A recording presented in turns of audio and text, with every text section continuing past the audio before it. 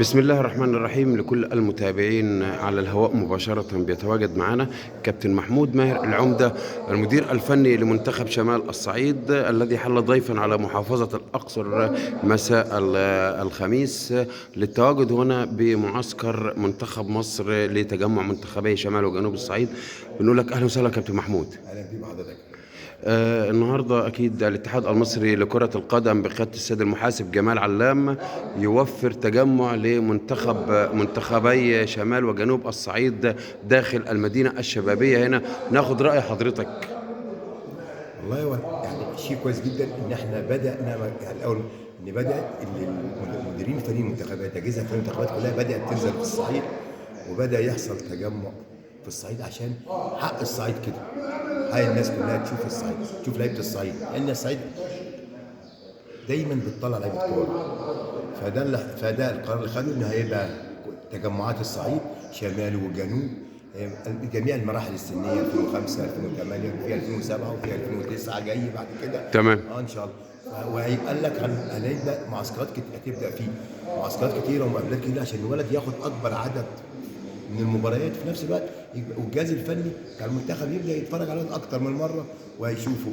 حتى من ضمن الحاجات كابتن عبد الكاس كان بيقول انا بفكر ان انا هعمل ماتش المنتخب اللي انا مجمعه مع منتخب شمال الصعيد مباراه، ونفس الكلام مع منتخب الجنوب. وهقارن الاولاد اللي انا واخد من الجنوب والشمال مع الاولاد دي ونبص وهيبان هنا الولد.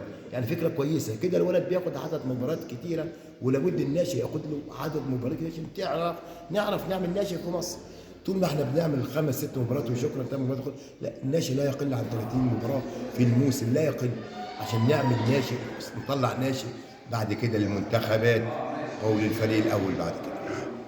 منطقة الأقصر لكرة القدم بقيادة الكابتن عادل فخري المدير التنفيذي للمنطقة، كابتن أسامة عبد الراضي المدير الفني لمنتخب جنوب الصعيد. التواجد هنا داخل المدينة الشبابية، يعني أنت من وجهة نظرك شفتها إزاي هنا من داخل المدينة الشبابية؟ انا ما كنتش متخيل المدينه الشبابيه بالشكل ده، ان اي ورعاية منطقة الأقصر لهذا التجمع. يعني انا فوجئت المدينه الشبابيه الاول حاجه فخمه جدا جدا جدا فعلا.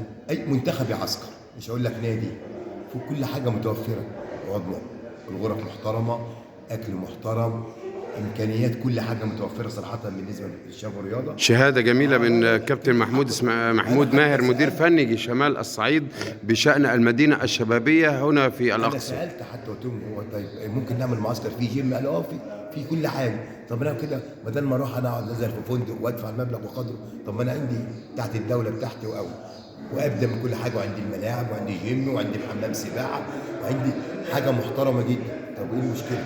ما انا عسكر واجي عسكر هنا. دي حاجه ثانيه بالنسبه لمنطقه نشكر فعلا بنشكرهم جدا جدا جدا. الناس يعني احسن الاستقبال، احسن الضيافه.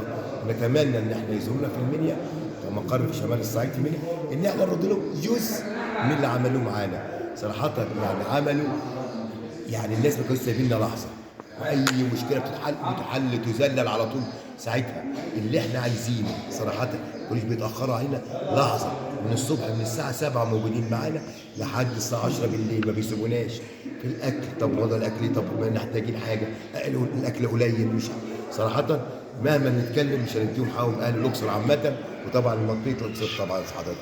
كابتن محمود ماهر العمدة المدير الفني لمنتخب شمال الصعيد، بنقول لحضرتك جئت أهلا وحللت سهلا هنا على مدينة الشبابية بمدينة الطود العامرة محافظة الأقصر. شكرا جزيلا لحضرتك. شكرا. لو في آخر حاجة بقولها، أنا بشكر حضرتك، كنت معانا يعني فعلا إعلام الغلابة، الشرف ليا. أنت فعلا كنت معانا بتقابل يعني معانا في الملعب ومتابع وتصور الأولاد، تتكلم مع أولادك وتديهم دفعة. ده شيء احنا شيء بنفتخر بيه جدا، وربنا يخليك، والف الف شكر على ذلك. شكرا جزيلا كابتن محمود، شكرا جزيلا، شكرا.